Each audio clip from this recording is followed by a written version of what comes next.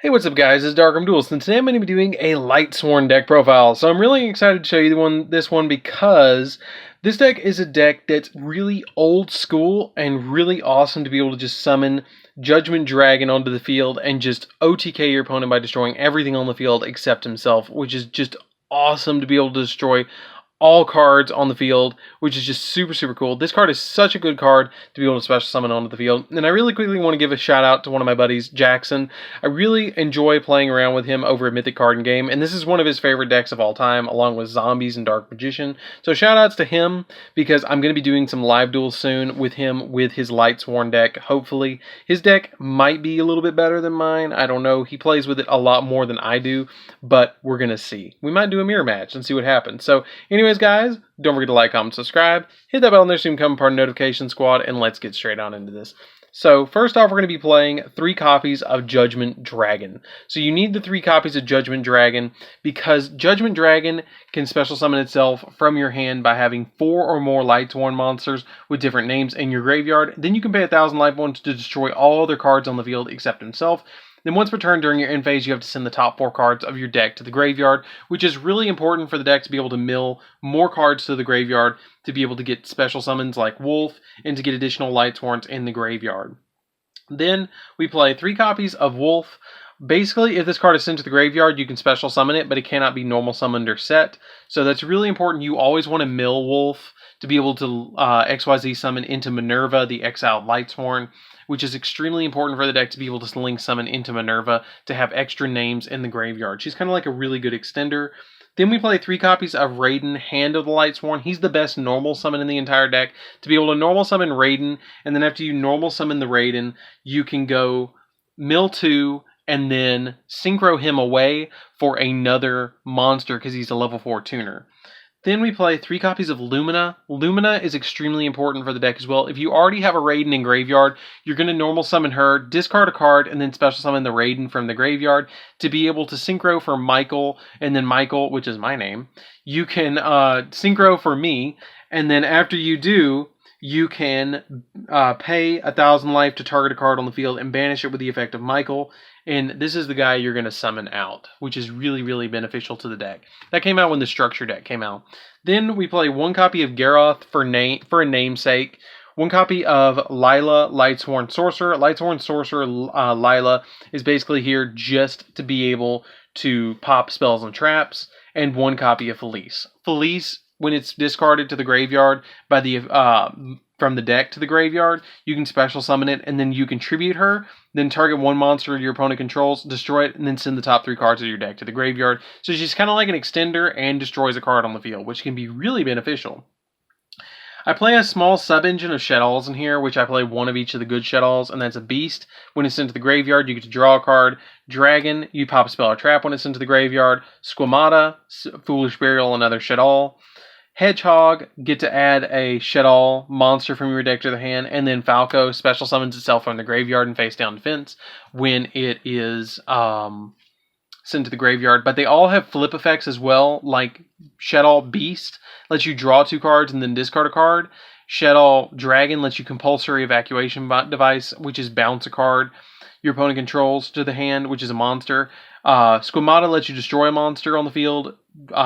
Hedgehog lets you add a spell or trap, and then Falco lets you special summon a Shaddoll back from the graveyard to your side of the field. But it's kind of like adding a Chaos engine. This is the best Dark engine that you can add into the deck to give it a little bit more of a Chaos engine, so you can special summon stuff like Blackluster Soldier, Chaos Emperor Dragon, and stuff like that, and Levenair to be able to give it a little bit more of a boost, to be able to have, Shaddoll Fusion and go into Construct and stuff like that, to be able to even more advance your plays with this deck.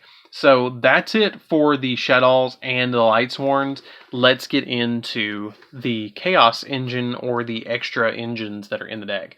So we play 1 copy of Zavros the Elite. Basically, if it's in the graveyard, you can target a card that's on your side of the field, bounce it to your hand, and then pay 400 life points, and then special summon this card back from the grave. I play 2 copies of Goblinberg. I've thought about playing this at 3.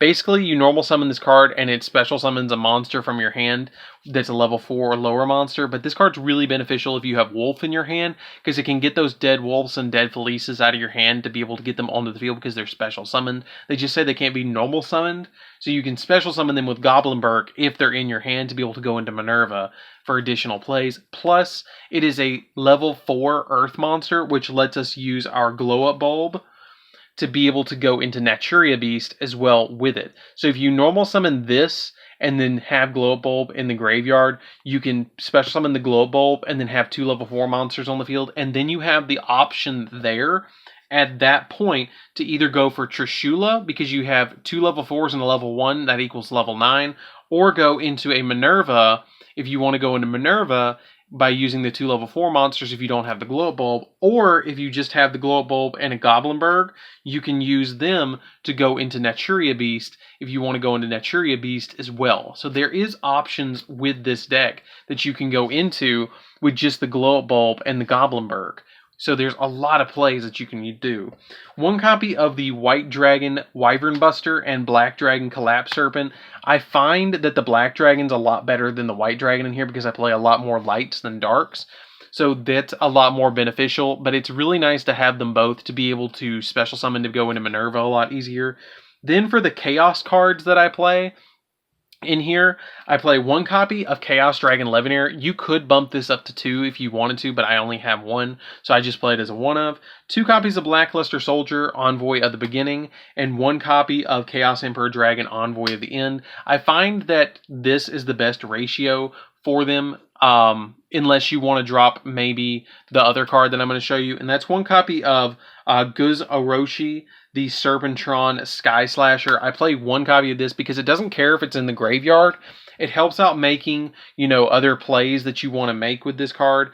And it's just an awesome card to have as a 1 of in here because you can send 3 cards from your extra deck to the graveyard, or banish 3 of your extra deck cards face down and then target 1 face-up monster on the field and destroy it. If you do this later in the game, it's really easy to special summon this card and then just banish things on the field. And it's a 2400 beat stick, but if you want to play another Chaos Dragon Levinair, drop this card and play Chaos Dragon Levinair at 2.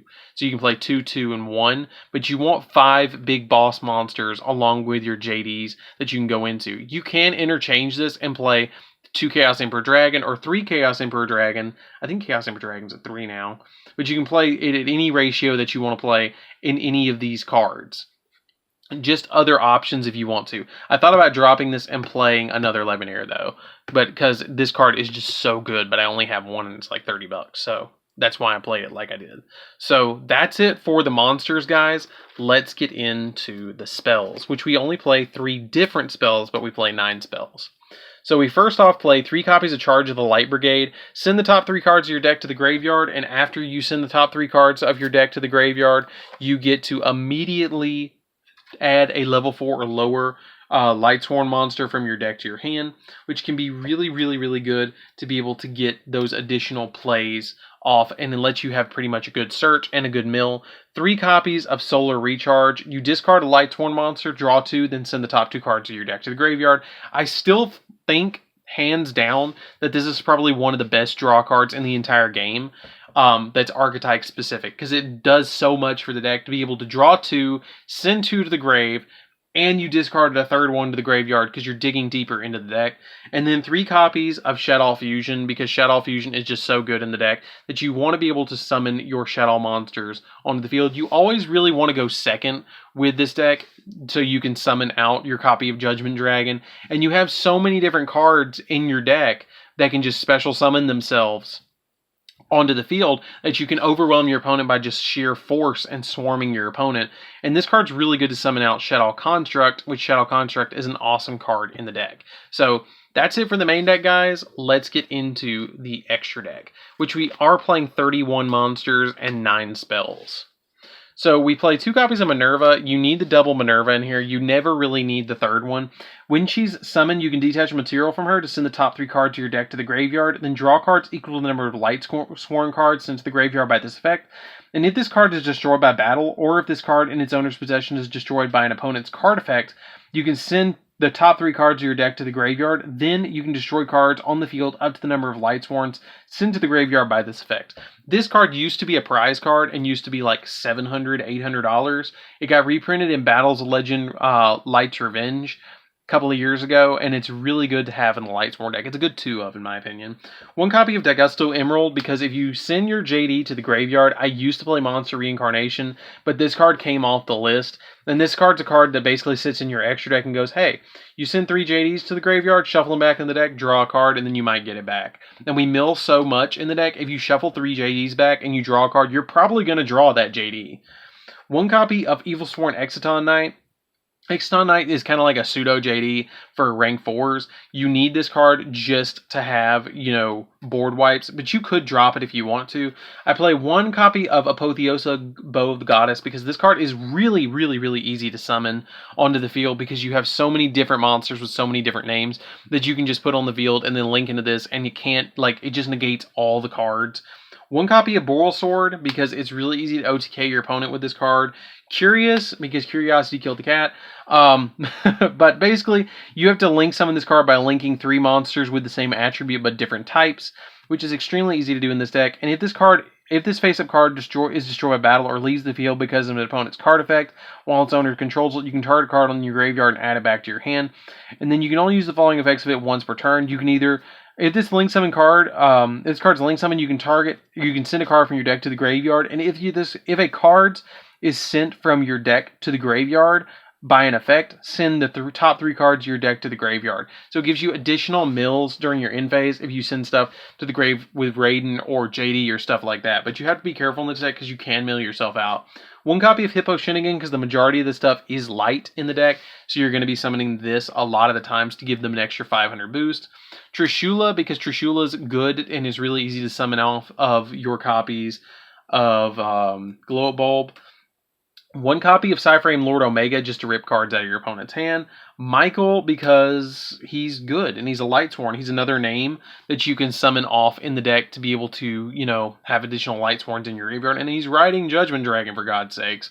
One of my personal techs is Ancient Sacred Wyvern.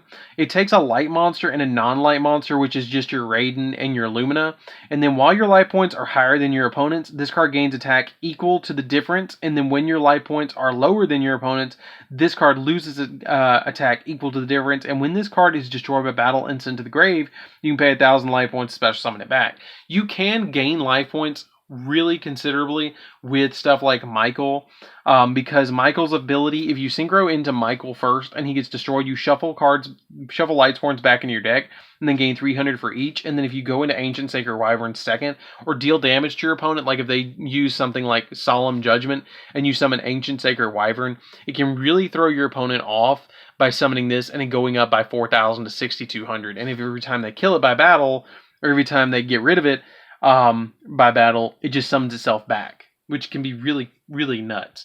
1 copy of Naturia Beast, because it's easy to summon, and then Shaddoll Construct, because she's the best one to summon off of Shaddoll Fusion, and then Shaddoll Winda, just in case you end up going first, and you can use the Winda to kind of stall out your opponent. So that's it for the deck, guys. I hope you enjoyed this one. It's a really fun deck to play around with. And it's relatively budget too, like the main deck. Besides the, you know, Lightsworns are budget, not the tech cards like your copies of Levenair. If you want to make the deck more budget, you can drop Levenair out and play stuff like BLS. I think you can get BLSs for like $8 a piece, but the standard like Lightsworn actual engine you can get for less than $20. So you can kind of tech the deck out if you want to and play less chaos and play just more of a pure Lightsworn build if you want to. So anyways, guys, this is DarkArmedDuelist. Don't forget to like, comment, subscribe. Hit that bell on there so you can become part of the notification squad, and I'll see you guys in the next video. See you around, guys.